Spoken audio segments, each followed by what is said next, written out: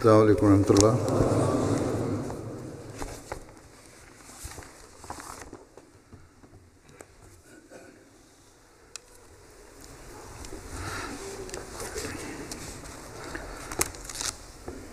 أشهد أن لا إله إلا الله وحده لا شريك له وأشهد أن محمدا عبده ورسوله أما بعد فأعوذ بالله من الشيطان الرجيم بسم الله الرحمن الرحيم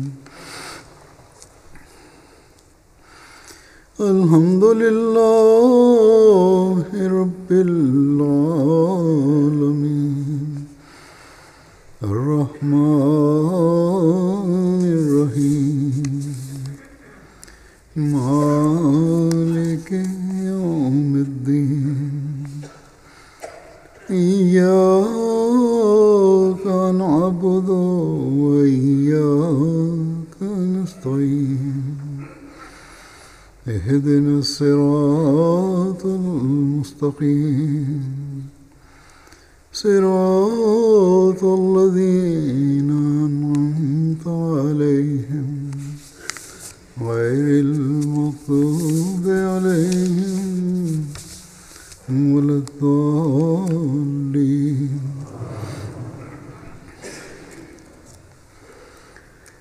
गुज़श्ता खुतबे में इस बात का जिक्र हुआ था.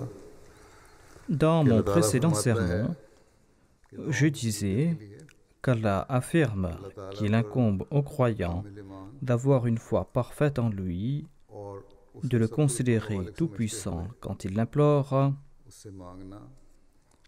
et de respecter ses injonctions afin que ses prières soient exaucées.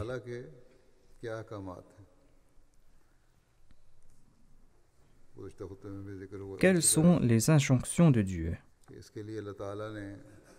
Dans mon précédent sermon, je disais qu'Allah nous a envoyé cet ouvrage grandiose qu'est le Saint-Coran, un ouvrage qui évoque tous les commandements de Dieu, tous les interdits et toutes les prescriptions.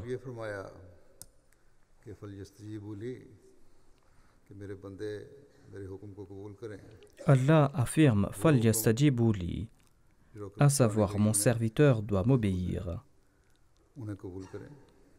Il doit obéir ces commandements qui ont été mentionnés dans le Saint-Coran. Il doit les accepter. Et en conséquence, Allah exaucera les prières des croyants et il leur accordera la direction. Allah affirme que cela aura pour résultat la direction de ses serviteurs, la'allahum yarshudun. Et suite à cette direction, ils profiteront aussi de ma proximité. Ils marcheront sur la voie droite. Ils seront guidés. Ils marcheront sur la voie de la vertu. Ils éviteront les péchés. Ils atteindront l'objectif de leur vie. Et ils vont faire montre de haute valeur morale lorsqu'ils vont s'acquitter de leurs devoirs les uns envers les autres. Est-ce que cela est nécessaire uniquement au cours du Ramadan? Est-ce que le Ramadan était lié à ces commandements particuliers? Si nous suivons les ordres de Dieu au cours du Ramadan, profiterons-nous de la direction pour tous les temps? Est-ce qu'on va profiter de cette direction rien qu'en suivant ces injonctions uniquement au cours du Ramadan? Le Ramadan vient nous faire des rappels à ce sujet. Et le Ramadan est venu faire nous rappels à cet effet.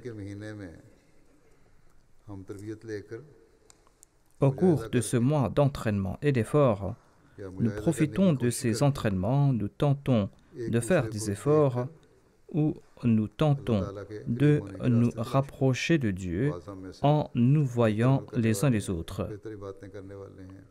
Certains parmi nous sont plus actifs que d'autres.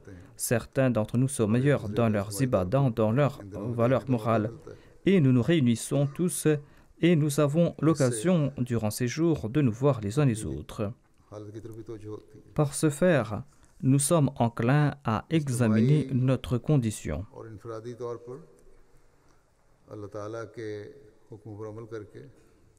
Et l'on se rapproche de Dieu en mettant en pratique les commandements de Dieu collectivement et individuellement. Et ainsi, nous tentons de faire exaucer nos prières.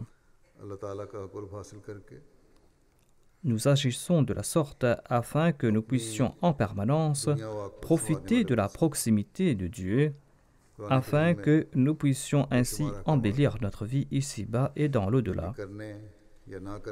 Le Saint-Coran regorge d'injonctions. Dieu nous y a ordonné des prescriptions et a posé des interdits. Et il nous faut de temps à autre faire des rappels à ce sujet. Il faudra faire des rappels à ce propos. Pour le sermon d'aujourd'hui, je citerai certaines injonctions divines. L'injonction fondamentale que nous devrons toujours avoir à l'esprit et qui concerne aussi le but de la création de l'homme et l'adoration de Dieu.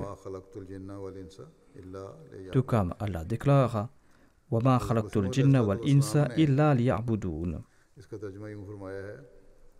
Le Messie premier Islam a traduit ainsi ce verset, à savoir « J'ai créé les djinns et les hommes afin qu'ils m'adorent ».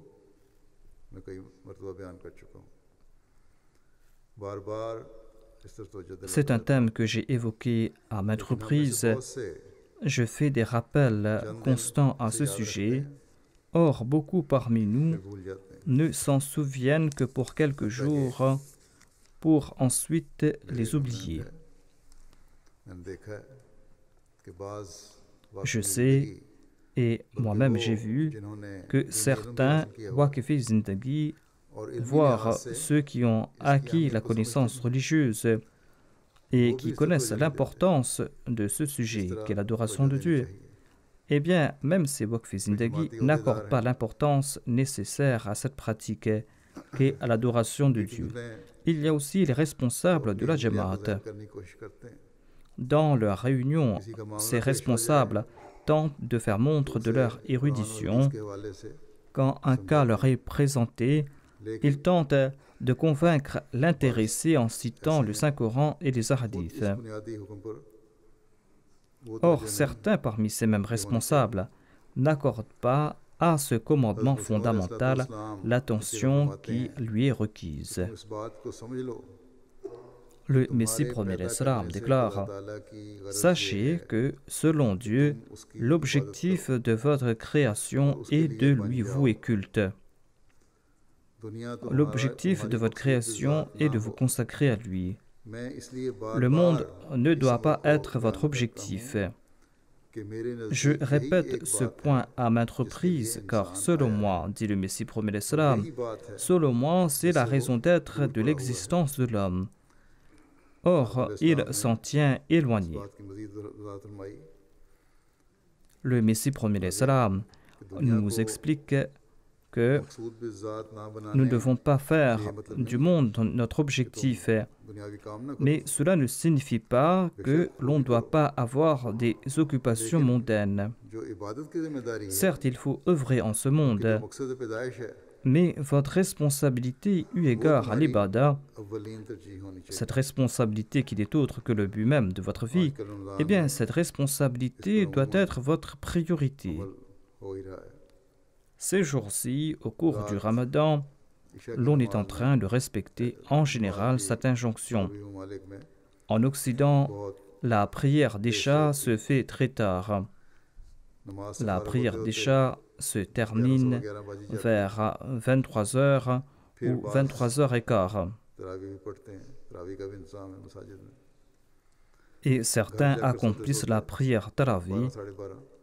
On organise la prière Tarawih à la mosquée Et ceux qui accomplissent la prière tarawih retournent à la maison pour dormir vers minuit ou minuit et quart. Ensuite, on se réveille vers 2 heures ou 2 heures et demie pour le suhour, pour accomplir les prières nawafil. Et on part aussi à la mosquée.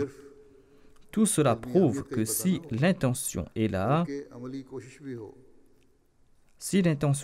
et que l'on ne se contente pas de connaître l'importance de la salat, mais que l'on traduit cela dans la pratique, eh bien, l'on ne sera pas négligent concernant la salat, la meilleure forme de l'ibada, et l'on fera des efforts pour être présent à la mosquée. Prier en congrégation dans la mosquée fait partie des commandements divins. Ainsi donc, au cours de ce ramadan, les Waqf Zindagi qui ont promis de préférer la foi à ce monde et qui ont promis qu'ils vont user de toute leur aptitude pour être les premiers dans ce domaine. Et les responsables, les titulaires de postes qui sont sous le regard des membres de la Jamaat, les membres de la Jamaat qui les ont élus parce qu'ils sont les meilleurs parmi eux, eh bien ces responsables doivent être des exemples pour des autres.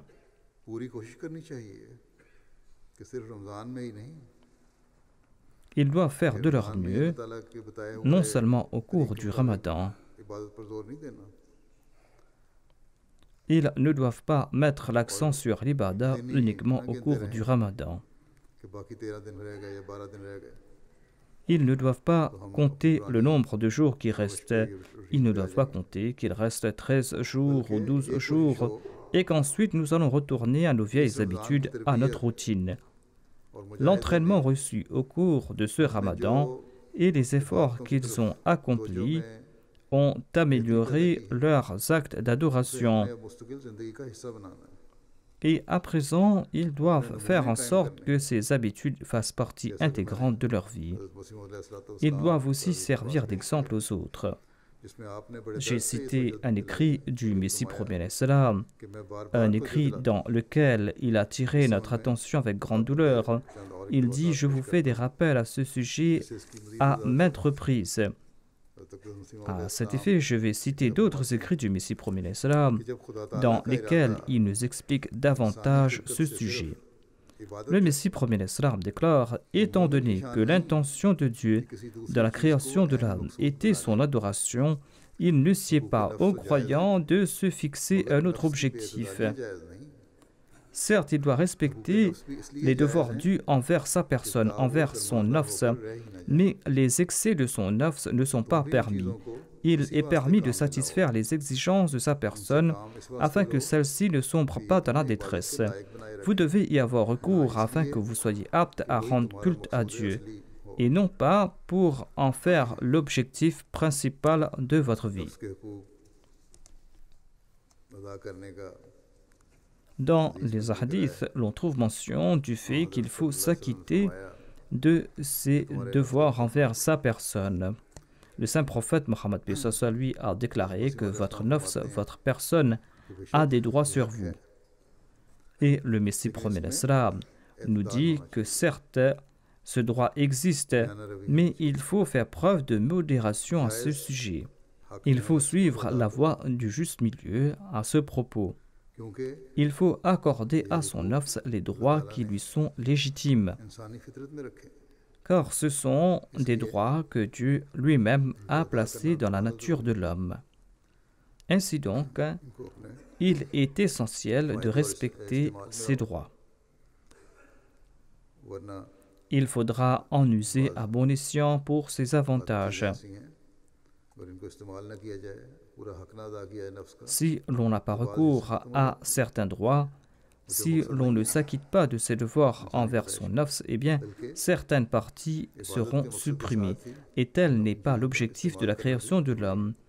Il doit user ses facultés tout en rendant culte à Dieu. Cela est essentiel. Il est essentiel d'utiliser les aptitudes et les facultés accordées par Dieu, et ne pas les utiliser et de l'ingratitude envers Dieu. il y avait une sahabia, une disciple du saint prophète, paix soit sur lui, qui se négligeait. Elle ne se parait pas, elle ne se peignait pas les cheveux. On en informa le saint prophète Mohammed, paix soit sur lui, et le saint prophète, paix soit sur lui, a demandé à cette femme la raison de sa situation. Celle-ci répondit: pourquoi dois-je m'apprêter? Mon mari passe la journée et la nuit dans l'adoration de Dieu. Le saint prophète a dit au mari: ton nafs, ta personne a des droits sur toi, ta femme aussi a des droits sur toi. Ainsi, l'on doit s'acquitter de tous ses devoirs. Cependant, l'on doit avoir en tête l'objectif de sa création. Lorsqu'on va s'acquitter de ses devoirs envers son nafs, envers sa personne, l'on jouira d'une bonne santé, et c'est ainsi que l'on pourra rendre culte à Dieu de la meilleure façon. Ensuite, le Messie premier l'Islam déclare: l'usage à mauvais escient d'une chose qui est licite le rend illicite. Le verset Wama khalaqtul jinna wal insa illa liya'budun démontre que l'homme a été créé uniquement pour l'adoration de Dieu. Ainsi, si l'on a recours à plus que ce qui est nécessaire pour atteindre cet objectif, la chose qui est licite en raison de l'excès devient illicite pour sa personne. L'usage à bon escient est permis. S'il y a excès, eh bien, ce qui est permis devient interdit. Celui qui, matin et soir, passe son temps à assouvir ses penchants charnels n'accordera pas à l'ibarda le droit qui lui est dû. Le croyant doit mener une vie d'austérité. Or, s'il se vautre dans la luxure, il ne connaîtra pas un centième de cette vie.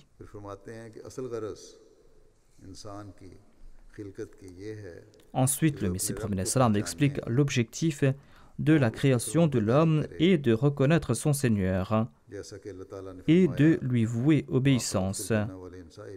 Tout comme Allah l'affirme: Ma khalaqtul jinna wal insa illa liya'budun.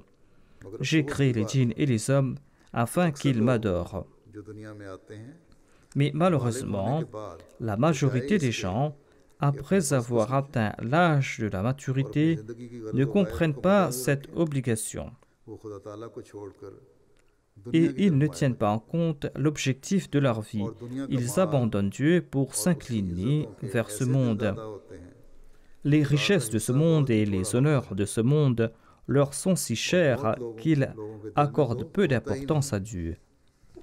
Voire celui-ci n'existe même pas dans le cœur d'une multitude de gens. Ils se vouent corps et âme à ce monde, ils s'y enfoncent jusqu'au cou, ils ignorent que Dieu existe. Ils ne le connaissent qu'au moment où l'ange de la mort vient leur réclamer la vie. Ils s'éloignent des occupations et des œuvres de ce monde au moment où frappe la mort. Voire la majorité de ceux qui se vouent à ce monde temporel se soucient des richesses de ce monde et de la gestion des richesses de ce monde, même au moment de la mort. Pareil comportement ne sied pas à un croyant. Il ne se soucie pas de la gestion des affaires temporelles au moment de la mort.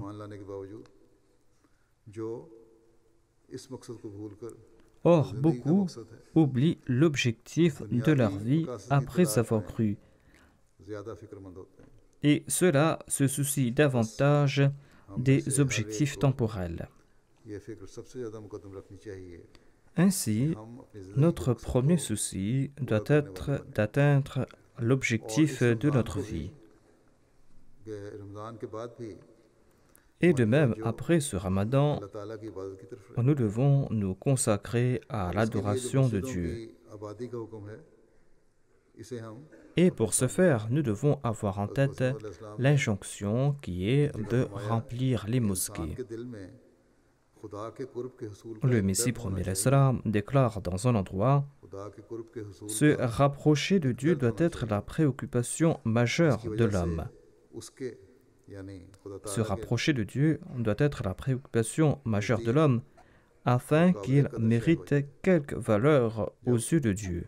अल्लाह ताला के कुर्ब को हासिल करने का दर्द होगा तो फिर अल्लाह ताला के Quand नज़दीक l'on va se इंसान préoccuper काबिल कदर चीज़ बन sur cette question de la proximité बस avec Dieu, जो अल्लाह ताला के नज़दीक eh काबिल bien कदर c'est चीज़ là हो que जाए l'on va mériter quelque valeur aux yeux de Dieu.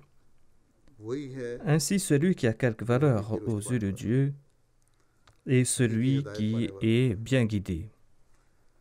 और अल्लाह ताला के प्यार को Il est celui qui est bien guidé अल्लाह ताला ने et il méritera l'amour d'Allah.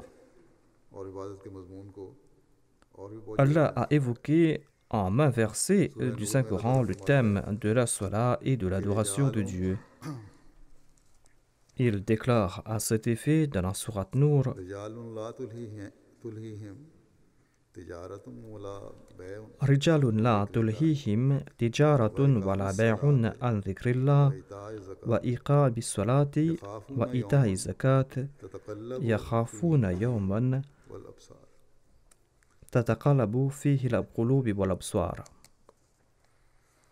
कि ऐसे मर्द ऐसे अजीम मर्द जिन्हें ना कोई तिजारत और ना कोई खरीद फरोख्त अल्लाह के जिक्र से Des hommes या नमाज que के क़याम ni से les affaires ज़कात ni की le अदायगी से commerce ne distraient du souvenir d'Allah et de l'observance de la prière et du paiement de la zakat. Ils redoutent un jour où les cœurs et les yeux seront bouleversés. जैसा कि हज़रत मसीह अलैहि सलाम ने लिखा है कि वो खुदा ताला के Ce verset présente l'exemple de ceux qui, selon le Messie promis salam, jouissent de quelque mérite auprès de Dieu. और ये एजाज़ सबसे बढ़कर हज़रत सल्लल्लाहु अलैहि वसल्लम के सहाबा को मिला Cet honneur fut conféré dans toute sa splendeur aux compagnons du saint prophète Mohammed sallallahu alayhi wa sallam. हज़रत Ils furent les bien-aimés d'Allah. D'ailleurs, le saint prophète Mohammed lui nous informe que ses compagnons nous servent de guide et que nous devons les suivre. इस आयत की वजाहत में फरमाते हैं Le Messie premier salam explique en ces termes ce verset. तज़किरतुल Il औलिया déclare: on trouve mention dans l'ouvrage Tazkiratul Awliya d'une personne qui brassait des milliers de roupies dans son commerce. कशफी निगाह Un waliullah le vit उसे मालूम हुआ et grâce à une vision de son état, il comprit qu'en dépit du fait que ce commerçant était occupé dans son commerce, qu'il brassait de grosses sommes वजूद इस कदर et qu'il était très occupé, eh bien, il ne négligeait pas un seul instant le souvenir de Dieu. गाफिल न था कारोबार भी साथ कर रहा है लेकिन अल्लाह ताला से गाफिल नहीं हुआ Tout en s'affairant, il n'oubliait pas Dieu. अल्लाह ताला ने फरमाया है कि ला तो Le Messie premier salam déclare, Allah déclare à propos de pareilles personnes, La tulhihim tijaratun wala bay'un an dhikrillah. और इंसान का कमाल भी यही है Des hommes que ni les affaires ni le commerce ne distraient du souvenir d'Allah. और खुदा को L'excellence de l'homme gît dans le fait qu'il n'oublie pas Dieu तू किस काम tout en s'occupant de son commerce. लादने के बैठ जाता है À quoi sert ce cheval de somme qui s'accroupit quand on place sur son dos un fardeau वो काबिल et तारीफ qui नहीं trotte fièrement quand il a le dos vide? Ce pareil cheval ne mérite pas éloge. जो बोझ लादने के लिए इस्तेमाल किया जाता है पहाड़ी इलाकों में खास Le tatou de la langue ourdou s'applique au cheval de somme utilisé dans les régions montagneuses pour transporter les charges. वो एक L'ermite qui craint les affaires de ce monde pour vivre reclus fait montre de faiblesse.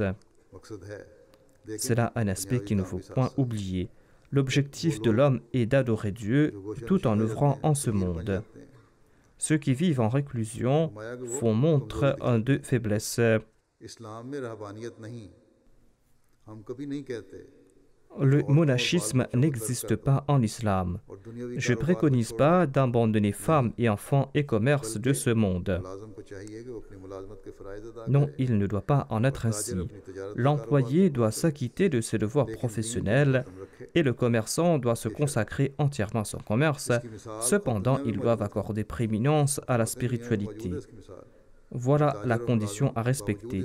Les exemples de ce genre abondent en ce monde. Il existe des commerçants et des employés qui font très bien leur travail, mais qui ont femmes et enfants एक तरफ कारोबार et qui accordent à leurs femmes et à leurs enfants leurs droits équitablement. D'une part, ils s'occupent de leur business mais ils s'acquittent aussi de leurs responsabilités à l'égard de leurs femmes et de leurs épouses. Ces deux responsabilités vont de pair. Le Messie prophète l'Islam ajoute, tout en assumant toutes ces responsabilités, l'on peut aussi respecter ses devoirs envers Dieu, préférer la spiritualité à ce monde et mener une vie bien faite.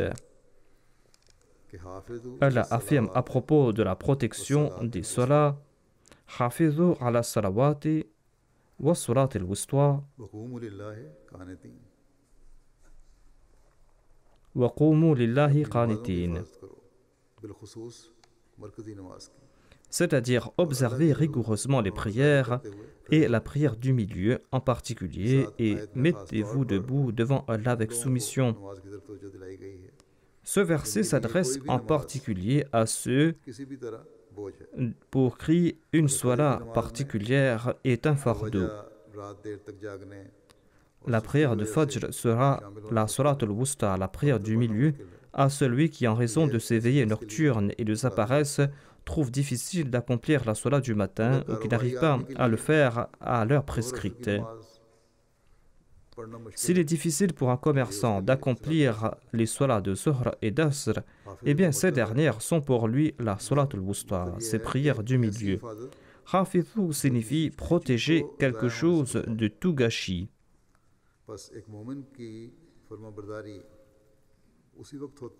Ainsi donc, le croyant fera montre d'obéissance quand il accomplira la salat aux heures prescrites et quand il accomplira la salat en respectant pleinement toutes les exigences dues. Il n'accomplit pas la salat à va-vite en se baissant et en se relevant.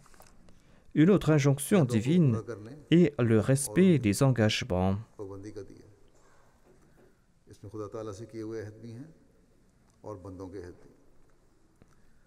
Cela comprend les engagements pris avec Dieu et avec autrui.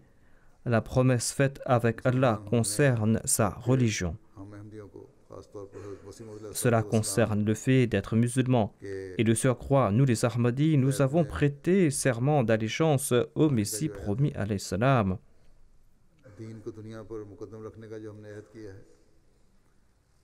Et nous promettons de préférer la foi à ce monde. Nous promettons de mettre en pratique les enseignements de l'islam. Nous devons respecter tous ces engagements qui attirent notre attention vers le respect de nos devoirs envers Allah. Tout cela se trouve dans les 10 conditions de la Bayra. Ceci attire aussi notre attention concernant nos devoirs envers autrui. Il faudra être vigilant à cet égard. Allah déclare wa awfu bi ahdillahi idha ahadtum wa la tanqudul aymana wa la tanqudul aymana ba'da tawkidiha wa qad ja'altumullaha alaykum kafila inna allaha ya'lamu ma taf'alun. C'est-à-dire, remplissez le pacte d'Allah quand vous aurez fait un pacte. Et ne violez pas les serments après les avoir affermis, alors que vous avez pris Allah comme votre garant. Certainement, Allah sait ce que vous faites.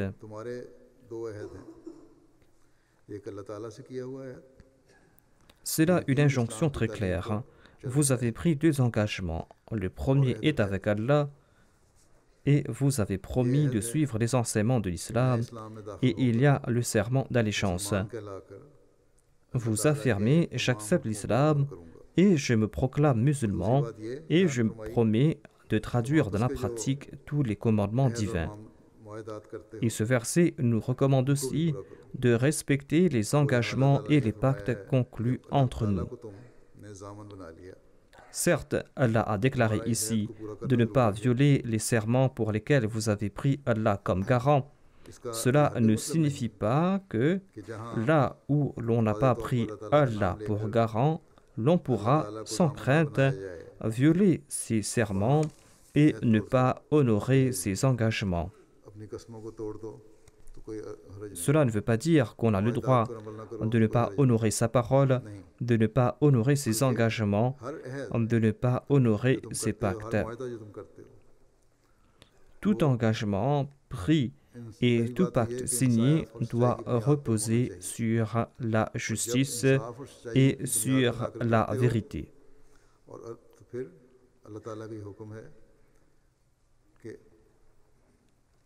Allah nous recommande de nous baser sur la justice et la vérité, car il est essentiel à un croyant de faire montre de ces deux qualités.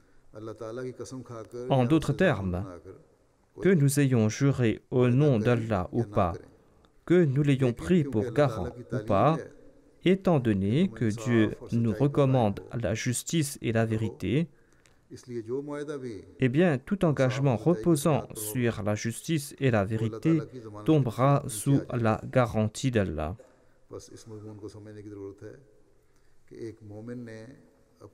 Ainsi, il est essentiel de comprendre ce sujet, à savoir qu'un croyant doit honorer tous ses engagements et ses pactes. Si nous saisissons l'importance et la réalité de ce sujet, eh bien notre société sera exempte de toute dispute, de toute supercherie, de toute accusation. Les querelles conjugales n'auront pas lieu d'être. L'on n'honore pas ses engagements au sein du couple. Et j'ai constaté qu'aujourd'hui, en raison de la convoitise, la violation des engagements, la supercherie, le non-respect de la parole, eh bien, tous ces maux ont pris de l'ampleur, même parmi nous, les Ahmadis. Ces mots ternissent d'une part l'image de la Jamaat et d'autre part, ceux qui sont coupables de ces mots perdent leur foi, en certains cas. L'on a recours au mensonge quand on viole son engagement. D'ailleurs, Allah a émis des avertissements sévères à l'égard du mensonge et il nous demande de l'éviter à tout prix. Allah déclare Fajtanibu rijsa min al-awthan wajtanibu qawla zur. Fuyez donc l'abomination des idoles et fuyez toute parole mensongère. Le Messie promet l'Islam déclare « Ce n'est pas la peine pour moi de vous interdire le meurtre. Ce n'est pas la peine pour moi de vous interdire le meurtre, car hormis un homme des plus abominables qui commettra un crime de sang. Or, je vous conseille ceci. Ne noyez point la vérité en vous entêtant dans la voie de l'injustice. Acceptez la vérité, même si elle sort de la bouche d'un enfant. Même si un enfant vous dit la vérité, vous devez l'accepter, vous ne devez pas vous entêter. Et si votre adversaire vous dit la vérité, eh bien, abandonnez sur le champ votre raisonnement stérile. Si votre ennemi, votre adversaire, vous dit quelque chose de vrai, vous devez accepter cette vérité. Ce n'est pas la peine de disputer. Ce n'est pas la peine d'imposer sa logique. Il faudra accepter cette vérité. Cramponnez-vous à la vérité, dit le Messie premier l'Islam, et donnez de vrais témoignages, tout comme Allah le Très-Haut l'affirme.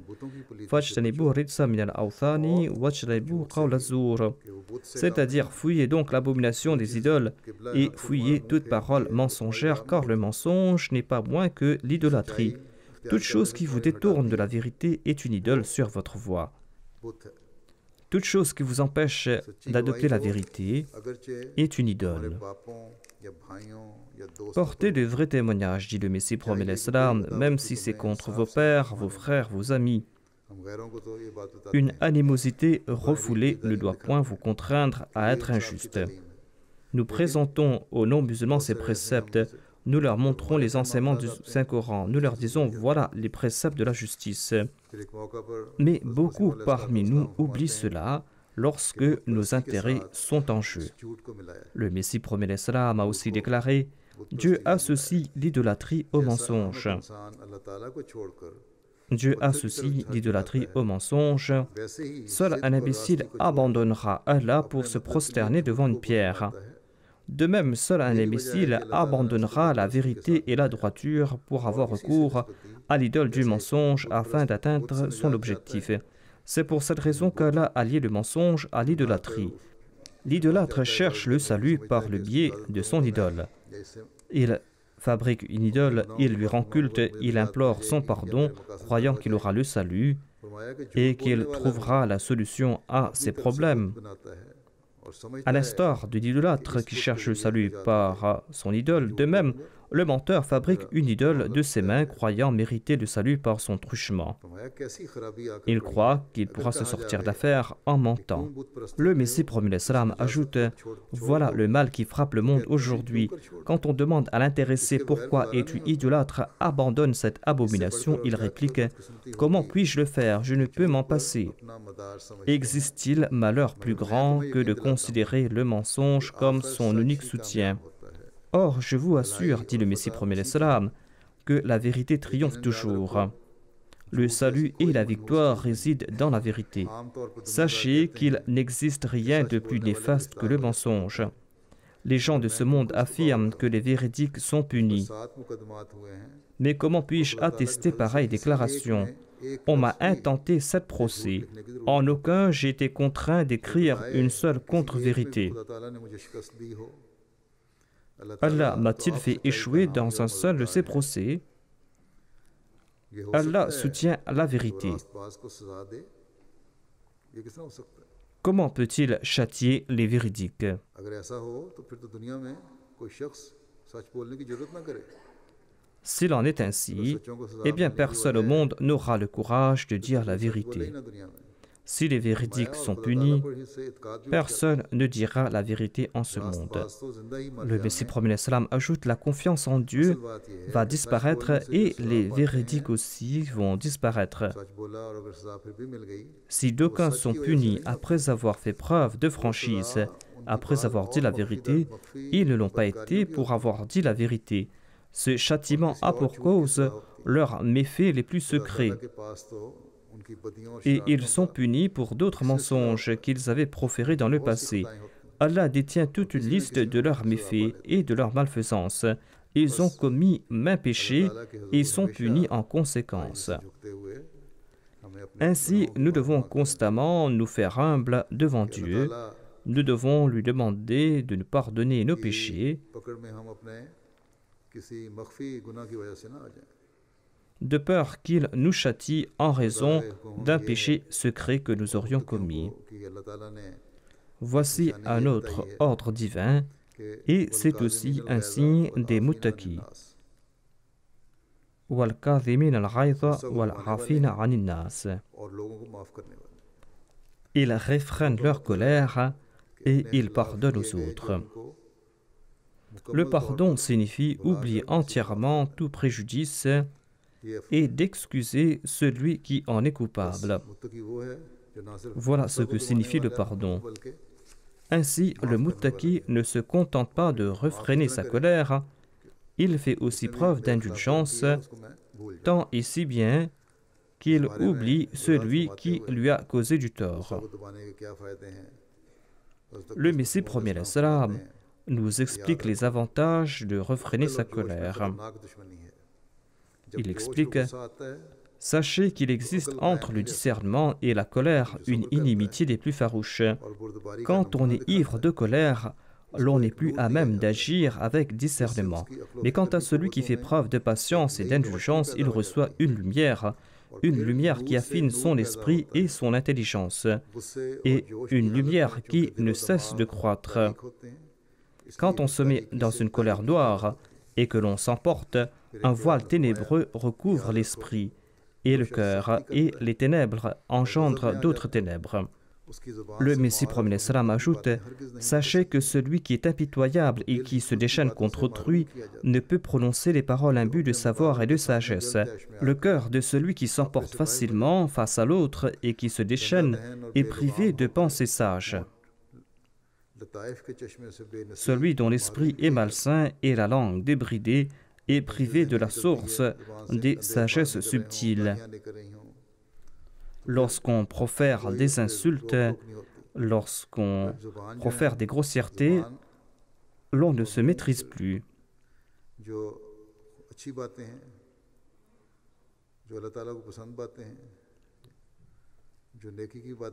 On n'arrive pas à énoncer des bonnes paroles qui plaisent à Dieu. On n'arrive pas à prononcer des paroles vertueuses. Cela débite toujours des grossièretés. Le Messie promet l'Islam ajoute: la colère et la sagesse ne vont pas de pair. Celui qui s'emporte et qui entre dans une rage folle est inepte et obtus. Il se met en colère, il devient inepte, il n'arrive plus à réfléchir. Et celui-là ne remporte aucune victoire, aucun soutien dans aucun domaine. La colère est la moitié de la folie, mais quand elle prend de l'ampleur, elle se transforme en démence totale. Le Messie promet l'Islam a dit dans un autre endroit: l'homme doit utiliser à bon escient ses aptitudes et en des situations où il est permis de le faire. À titre d'exemple, quand la colère dépasse le seuil du permis, elle pousse l'homme vers la démence. Et il y a très peu de différence entre la folie et la colère. Il y a très peu de différence entre la folie et la colère. Celui qui s'abandonne à cette dernière est privé de la source de la sagesse. Évitez de vous emporter même quand vous conversez avec un adversaire. Même si vous êtes en train de converser avec un adversaire, vous ne devez pas vous emporter. Vous devez parler avec sagesse. Ainsi donc, les commandements divins rehaussent d'une part nos qualités morales et nous rapprochent de Dieu. D'autre part, ces commandements divins affinent notre intelligence et nous protègent de nombre d'inimitiés et de préjudices. La majorité de ceux qui se mettent en colère et de ceux qui se disputent subissent des torts. Ils ne tirent jamais aucun avantage de tout cela. Le Messie promet l'Islam déclare dans un autre endroit: deux comportements mènent l'homme à la folie. Deux comportements mènent l'homme à la folie. Le premier est de s'adonner au soupçon et le deuxième est la colère. Lorsque ces deux habitudes outrepassent les limites, eh bien, ils poussent l'homme à la folie. Ainsi donc, il est primordial d'éviter au mieux le soupçon et la colère. Il est primordial d'éviter au mieux le soupçon et la colère. Allah, dans le Saint-Coran, nous ordonne d'éviter le soupçon. Allah déclare: Ya ayyuhalladhina amanu ijtanibu kathiran min adh-dhanni inna ba'da adh-dhanni ithmun wa la tajassasu wa la yaghtab ba'dukum ba'da ayuhibbu ahadukum an ya'kula lahma akhihi maytan fakarihtumuh wattaqullaha innallaha tawwabur rahim. Ô vous qui croyez, évitez de vous adonner à trop de soupçons, car dans certains cas, le soupçon est réellement un péché. Et n'espionnez pas et ne médisez pas non plus les uns les autres. L'un de vous aimerait-il manger la chair de son frère mort? Certainement, vous en auriez horreur.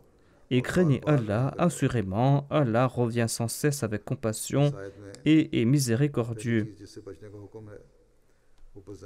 La première injonction de ce verset est d'éviter le fait de penser du mal d'autrui. Le Messie promet l'Islam déclare: penser du mal d'autrui est une telle maladie, c'est une telle calamité qui rend l'homme aveugle et qui le jette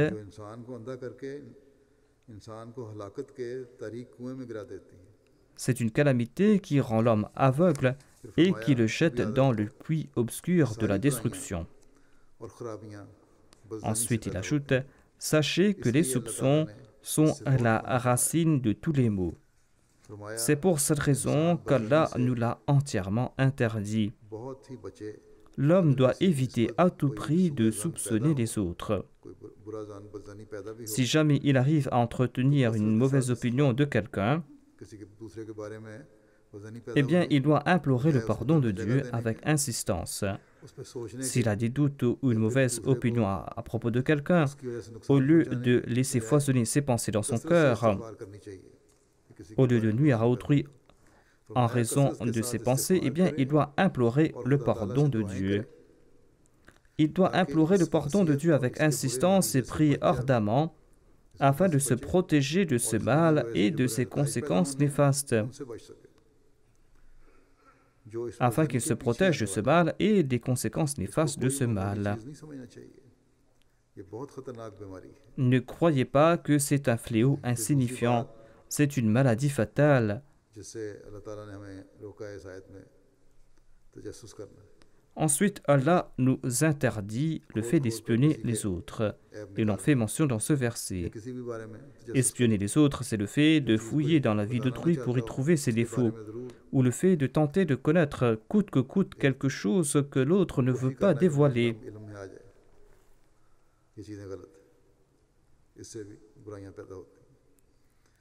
Pareil comportement est condamnable et cela engendre des maux. Ensuite, la troisième injonction, c'est d'éviter la médisance. Médisance signifie consommer la chair de son frère mort. C'est une pratique qui vous inspire l'horreur. On demanda au saint prophète Mohammed lui de définir la médisance. Il répondit, la médisance, c'est le fait de présenter une vérité sur quelqu'un en son absence d'une manière qui l'aurait déplu s'il était présent. Voilà ce que signifie la médisance. C'est le fait de dire une vérité sur son frère en son absence d'une façon qui lui plairait pas s'il était présent. Et si ce défaut n'existe pas chez lui, eh bien c'est de la calomnie, dit le saint prophète, paix soit sur lui. Il ne sied pas aux muttaqis d'énoncer pareils propos. Des propos qui engendrent des troubles et la discorde dans la société. Il ne faut point médire, il ne faut point diffamer autrui.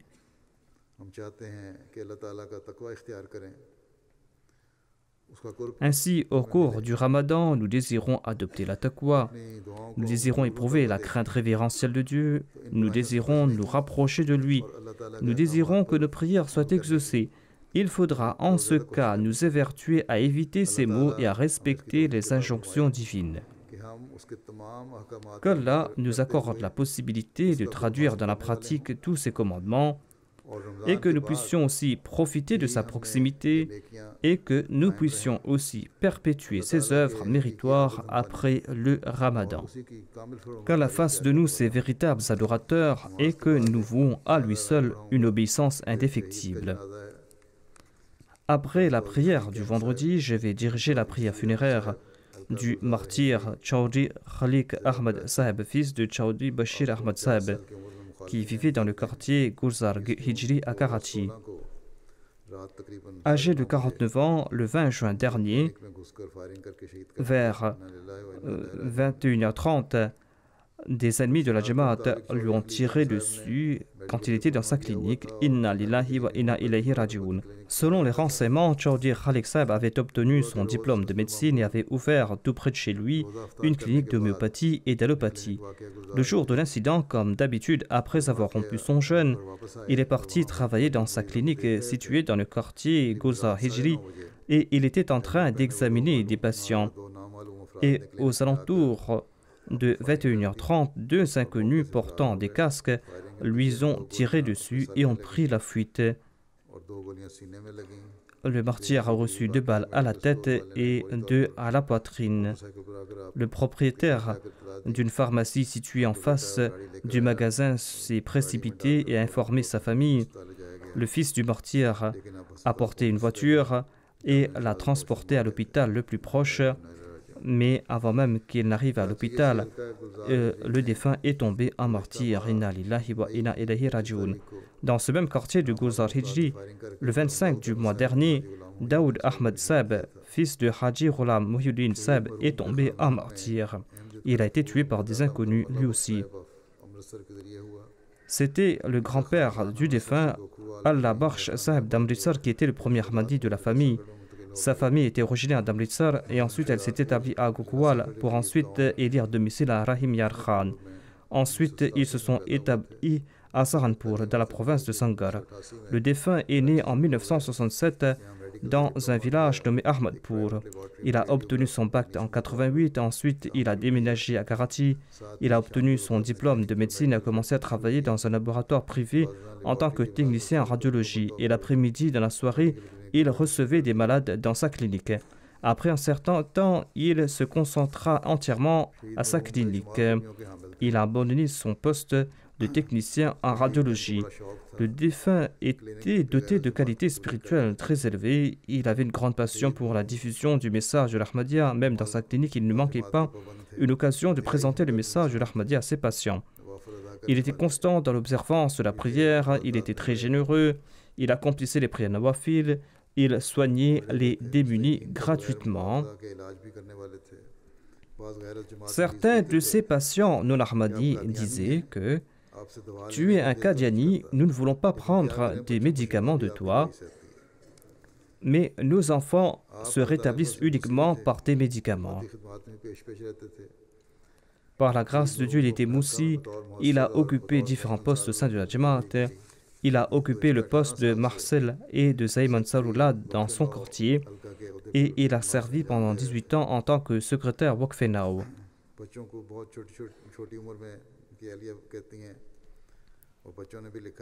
Sa femme ainsi que ses enfants m'ont écrit que très jeune, il leur a inculqué le respect de la prière.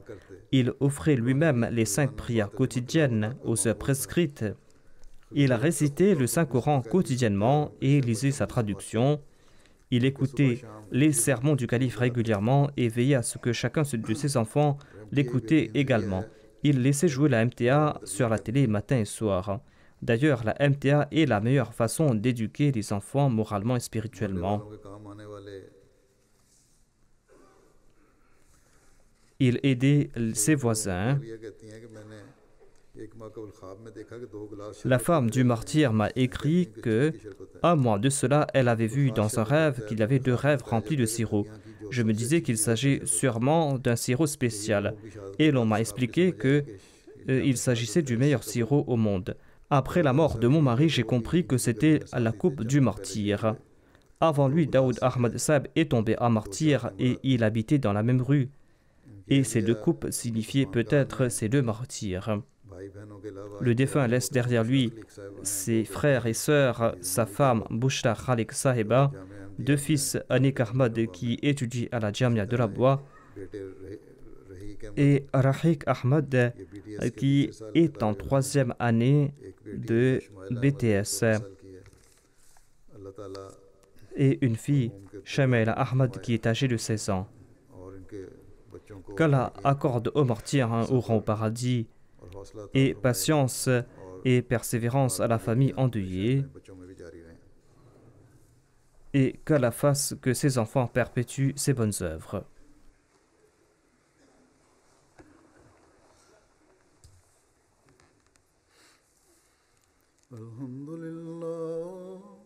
Alhamdulillah, nahmaduhu wa nasta'inuhu wa nastaghfiruhu wa nu'minu bihi wa natawakkalu alayhi wa na'udhu billahi min shururi anfusina wa min sayyiati a'malina. من يهده الله فلا مضل له ومن يضلله فلا هادي له ونشهد أن لا إله إلا الله ونشهد أن محمدا عبده ورسوله. عباد الله رحمكم الله إن الله يأمر بالعدل والإحسان وإيتاء ذي القربى وينهى عن الفحشاء والمنكر والبغي يعظكم لعلكم تذكرون اذكروا الله يذكركم وادعوه يستجب لكم ولذكر الله أكبر